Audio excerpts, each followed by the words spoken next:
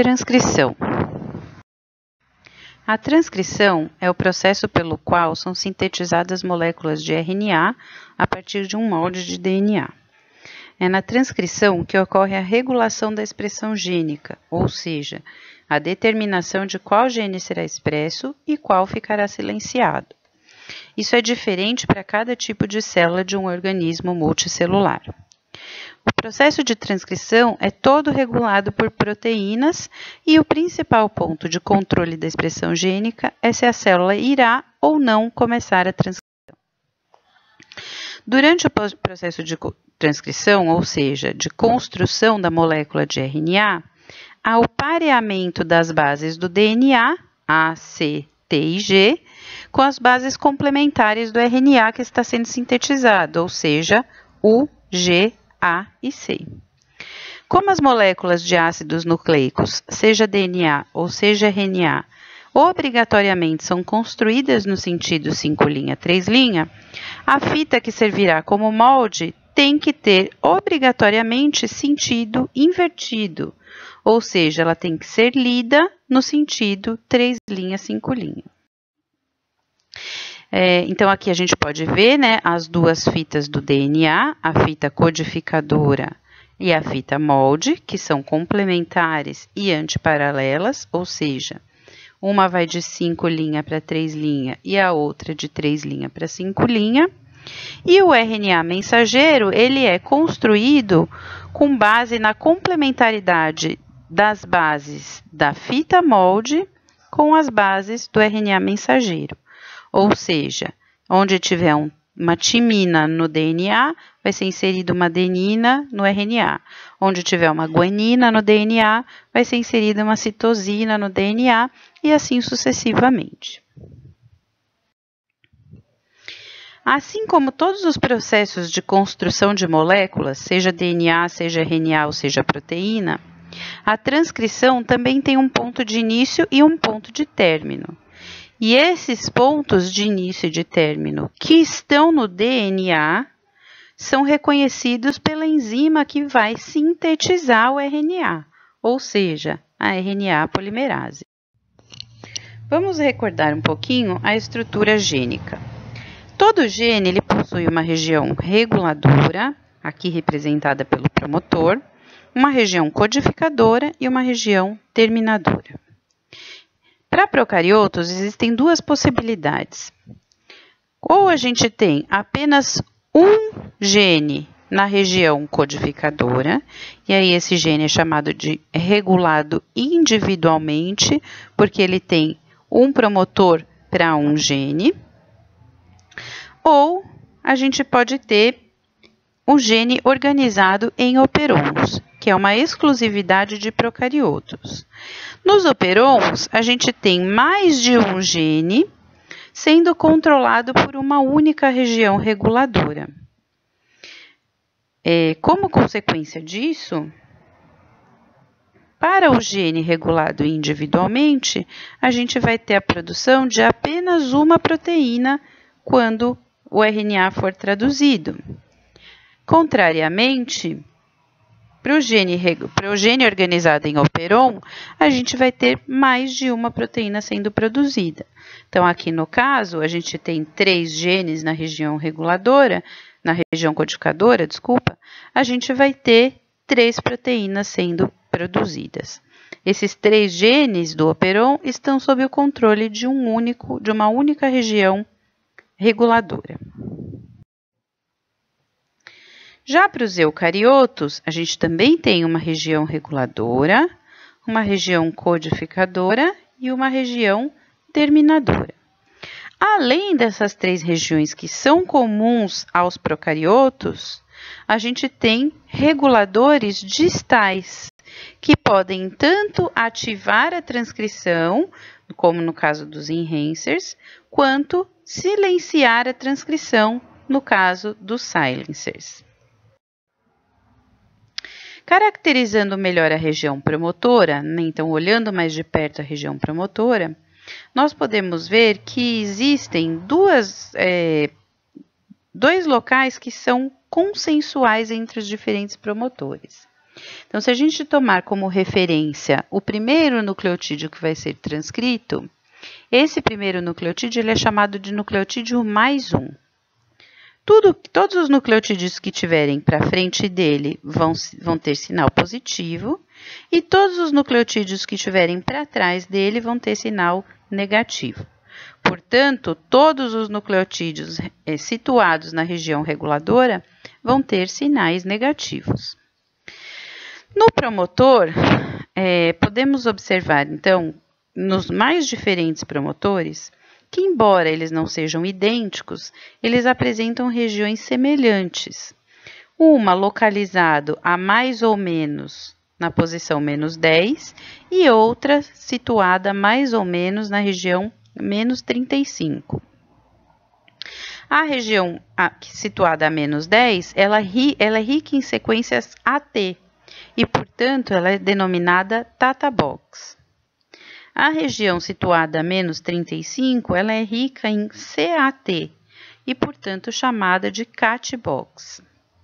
Essas sequências, então, são chamadas de sequência consenso e são elas que são reconhecidas pela maquinaria de transcrição. Então, embora os promotores não sejam idênticos, o reconhecimento deles pela mesma RNA polimerase é possível porque eles apresentam sequências consenso. A maquinaria de transcrição é composta pela RNA polimerase associada a proteínas. Para os procariotos, essa maquinaria é composta pela RNA polimerase, que fica associada a uma proteína chamada fator sigma. O fator sigma é responsável por localizar o promotor e posicionar a RNA polimerase corretamente no promotor. A maquinaria de transcrição eucariótica também é composta pela RNA polimerase e um conjunto de proteínas que são chamadas de fatores de transcrição. Esses fatores de transcrição são subdivididos em duas classes, gerais e específicos. Os fatores de transcrição gerais, eles são necessários para a transcrição de todos os genes. São chamados de TF2 e possuem 7 tipos de TF2. TF2A, 2B, 2C, 2D, 2E, 2F, 2G e 2H. Os fatores de transcrição específicos, eles são específicos para cada gene ou conjunto de genes. E eles podem se ligar tanto às sequências reguladoras proximais quanto às distais. Então, os fatores de transcrição específicos são específicos para cada gene, específicos para cada célula.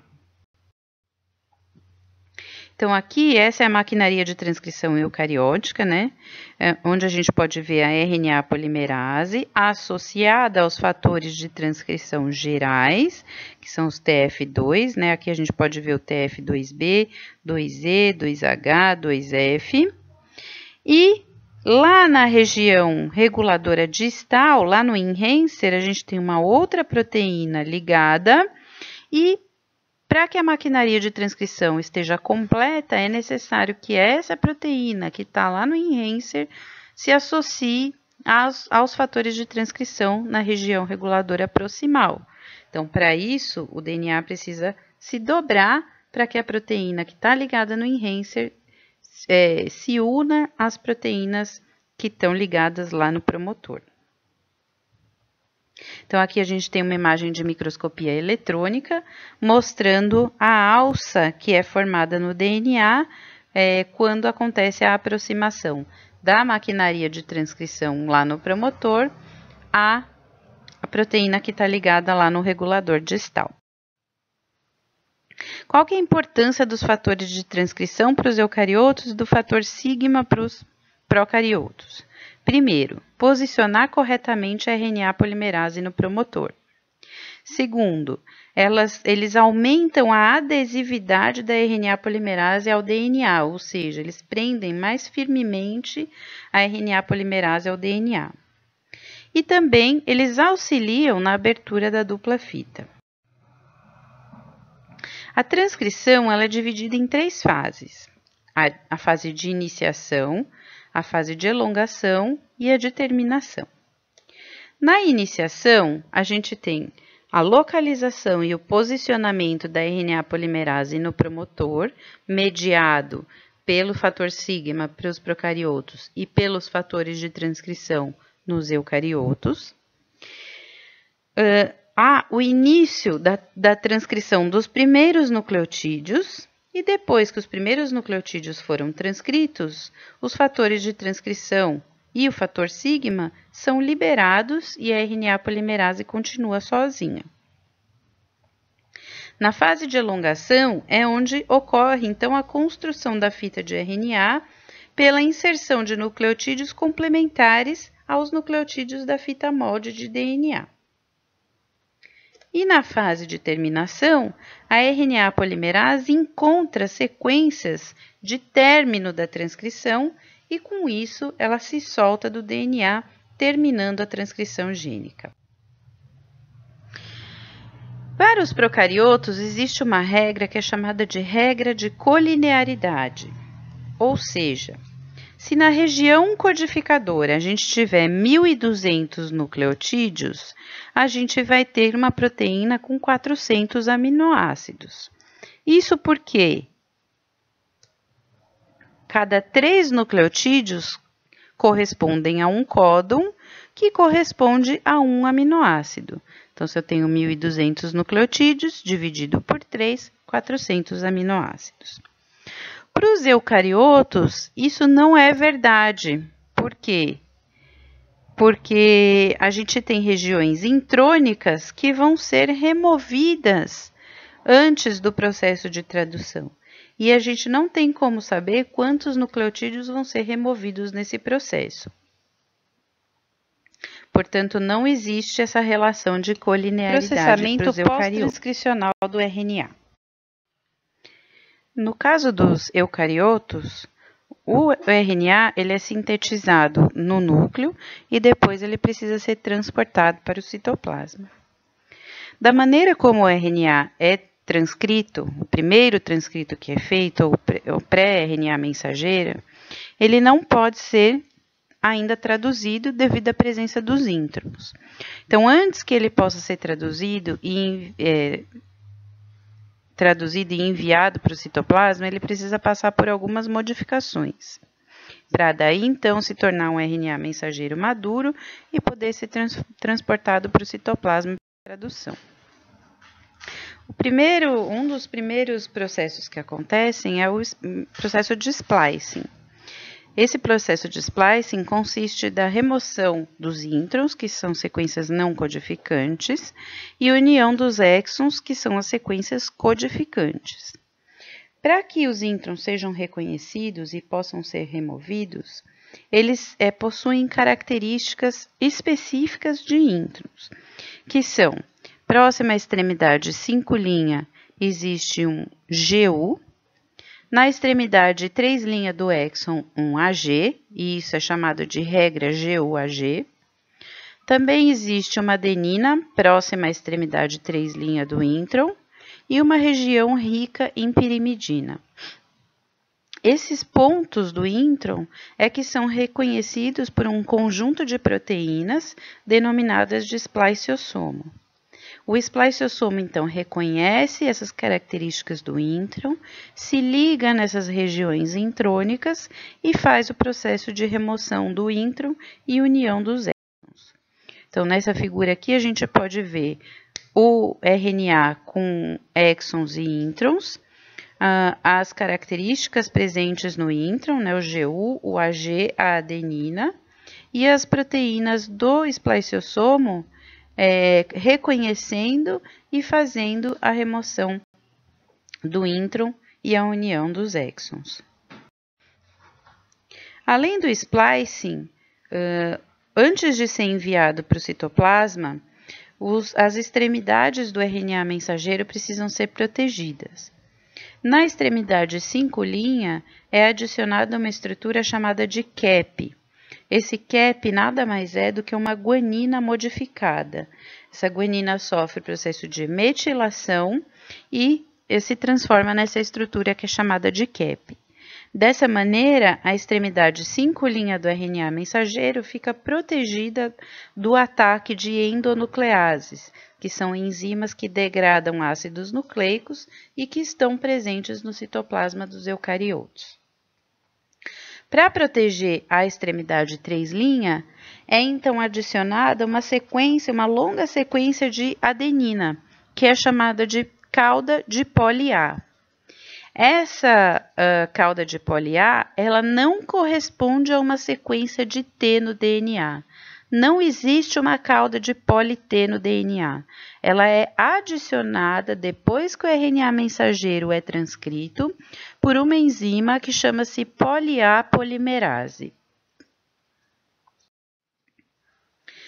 Esse processo de splicing, ele também pode ser constituído de splicing alternativo. O splicing alternativo consiste da organização de diferentes exons para a formação de diferentes proteínas a partir de um mesmo gene. Então, nessa figura, a gente vê que lá no DNA, né, a gente tem o exon azul, o vermelho, o verde e o amarelo. No RNA mensageiro primário, né, no pré-RNA mensageiro, estão presentes todos os exons. E para a formação das proteínas, aqui na primeira, a gente pode observar que apenas o exon azul, o verde e o amarelo foram utilizados para fazer a primeira proteína. Para fazer a segunda proteína, todos os exons foram utilizados. E para fazer a última proteína, só o exon azul, o vermelho e o amarelo foram utilizados. Então, a partir do mesmo gene, a partir da mesma sequência de DNA, foi possível construir 3 diferentes proteínas por meio da combinação de diferentes exons do DNA. É importante notar que essas proteínas diferentes são feitas em células diferentes, ou seja, a mesma célula sempre vai usar a mesma combinação de exons e vai fazer sempre a mesma proteína. A mesma célula só pode fazer proteínas diferentes a partir do mesmo gene em momentos diferentes da sua vida, ou seja, quando a célula está no período embrionário, por exemplo, ela pode usar o exon azul, o verde ou o amarelo para construir uma determinada proteína, e no período adulto da sua vida, ela usa o exon azul, vermelho ou amarelo para fazer uma outra proteína. Mas uma célula no mesmo período de desenvolvimento só usa a mesma combinação de exons para gerar apenas um tipo de proteína. Após, então, a conclusão do processo de splicing, da adição do cap e da cauda de poli-A, o RNA mensageiro está pronto para ser enviado ao citoplasma e passar pelo processo de tradução.